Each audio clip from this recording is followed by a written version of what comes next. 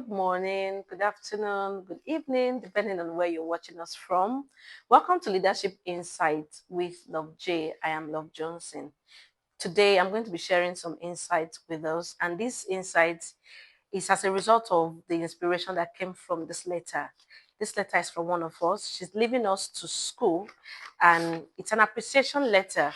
In this letter, 4 categories of persons have been appreciated. I'm going to read out just 2 and then we'll take it off from there. So the heading is a letter of appreciation. And I'm going to take this part. It says, I will not fail to appreciate the able head of administration, the person of Miss Love. Thank you so much, Ma, for putting in a word for me, for your guidance and care. It's like I'm blushing now.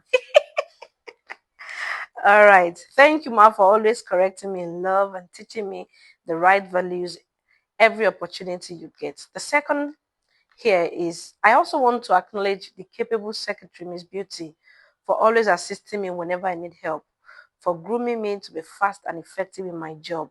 Thank you, Ma, for being cooperative and making my day-to-day activities smooth.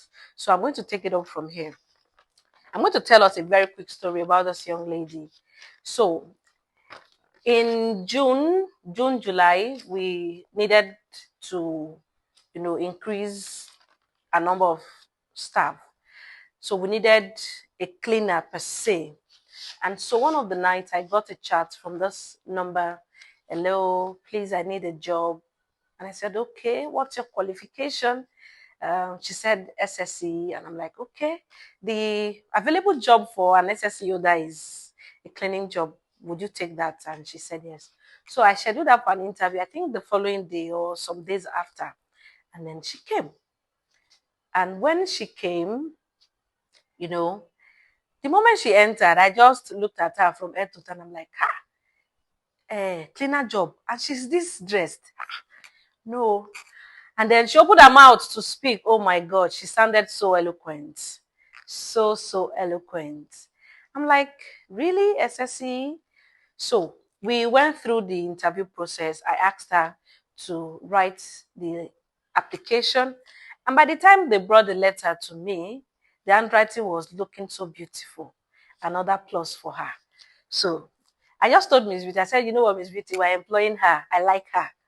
And my boss was not around. So I called her. I said, Ma, that lady, I think we need to employ her. She speaks well. She's looking good. Her handwriting is nice. So my boss came for the interview process, which is the oral interview part, and she scaled through, and she got the job. She got the job, but not as a cleaner, but as an administrative assistant and a sales rep. So what insights or what moral lessons do we have to take from a story? Number one, some of us have gone through school, but it doesn't look as if we have gone through school. This is someone who just finished JUPEB, and she's so smart. She's efficient. She's capable. She's eloquent. I'm not trying to hype her, but this is something I have seen that even some graduates do not have. These are skills that she possesses that even some graduates do not have. So I'm impressed that she has these skills. She's able to communicate effectively. One of the skills you need in this 21st century is communication skills, and that is a skill she possesses 100%. And then when she came for the interview, she was looking well dressed. In fact, for somebody applying for the job of a cleaner, she was dressed like somebody applying for the post of an admin, and she was looking like a banker. She was looking very, very presentable. I've had occasions where people come in for interview, and even when they know that they are coming for interview, they are not properly dressed. And I ask myself, why? Why are you dressed like this to an interview? You know you're coming for an interview. You should be properly dressed. So you are dressed the way you dress. So one of the things that caught my attention was how she was dressed. So she was looking so presentable. And I loved that fact about her. Then her handwriting for a job like ours, because we work in a school, handwriting is very important to us. She had a very good handwriting too. And so let me say she passed like 98.8%. She passed my own test, 98.8%. And then she got the job.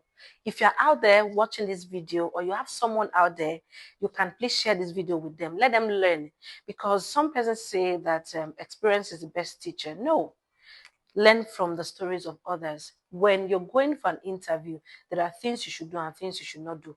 Number one, you have to be punctual. She came in early for the interview.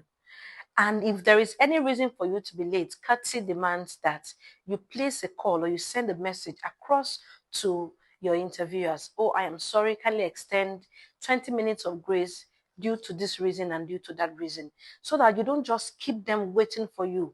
For them to have scheduled you for an interview, they have other things they need to attend to. So you don't have to keep them waiting for so long. So punctuality is the soul of business. Please keep to time whenever you're going out for an interview or any other appointment. Very, very important. I've said that you have to be properly dressed. That is also very, very important. And you have to speak well. So if you are there and your speaking skills is still below, let's say 60%, find a way to improve yourself.